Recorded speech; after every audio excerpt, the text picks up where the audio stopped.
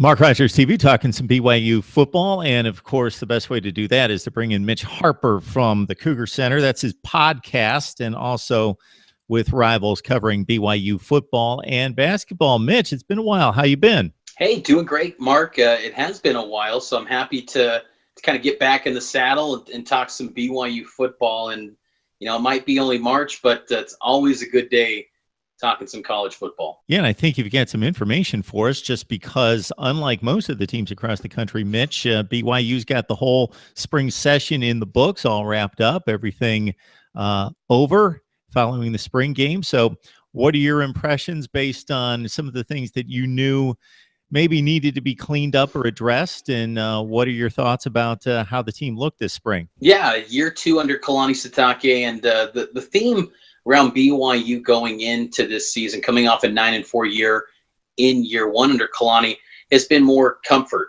Kalani, 1 year ago at this time, he didn't really know many of the players. I mean, yeah, he had recruited them from his previous stops at Utah and Oregon State, but mostly he was just kind of getting acclimated and getting familiar with being a head coach at the college level and being a head coach at his alma mater. It's a big job. There's a lot of expectations.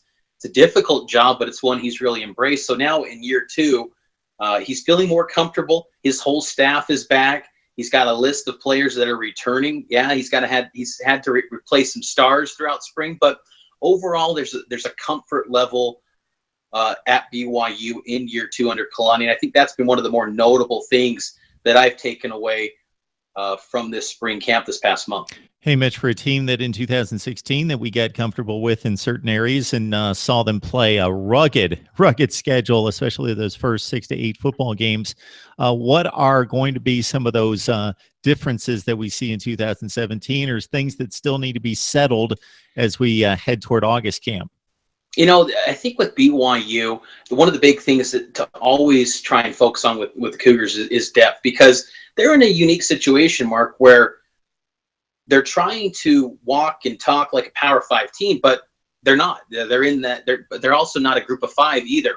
So being a football independent, it's a unique dynamic. They're on their own island of sorts when it comes to college football. No other team is doing what BYU is doing, and they're trying to run and operate like a Power 5 despite having compared to those Power 5 teams. So I think when you try to compete with the type of schedules that BYU's going up against every single year, depth's always going to be a huge issue. And Kalani Sitake has really made a focus in terms of the depth. And it's not that the previous staff didn't do that.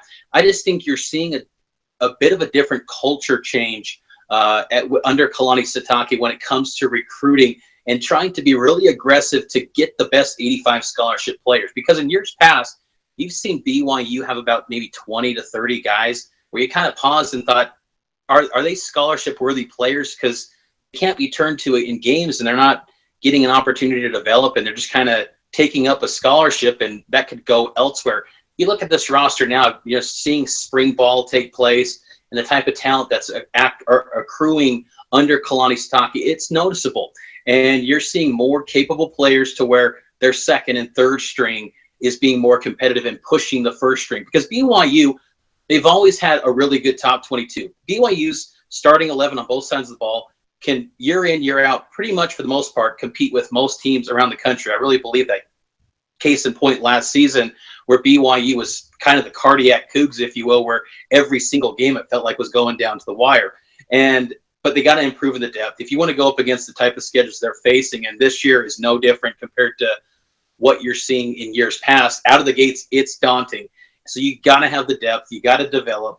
And I think also, too, what's important for BYU is they're trying to embrace the past. Kalani Sitake is a former player at BYU. He played under the late, great Lavelle Edwards, and he's really embracing the alumni, using all the worldwide resources that BYU has to offer, and he's trying to take that and use that to his advantage to build the best possible roster to get BYU back to heights that they once knew. And BYU, again, as I mentioned earlier, it's a unique place, and the fan base is rabid as all get out. I mean, anyone that gets familiar with BYU football, one thing that they always take away is that the fan base is unlike any other. Yeah, they're not maybe drinking and partying and boozing, but man, they love their BYU football, and they're worldwide, and they have high expectations, and they want to get back to the greatness of BYU football that they experienced in the 80s and 90s under Lavelle Edwards. And Kalani Sitake feels that BYU can get back to that level of excellence under his watch, and he's kind of embracing the past to do it.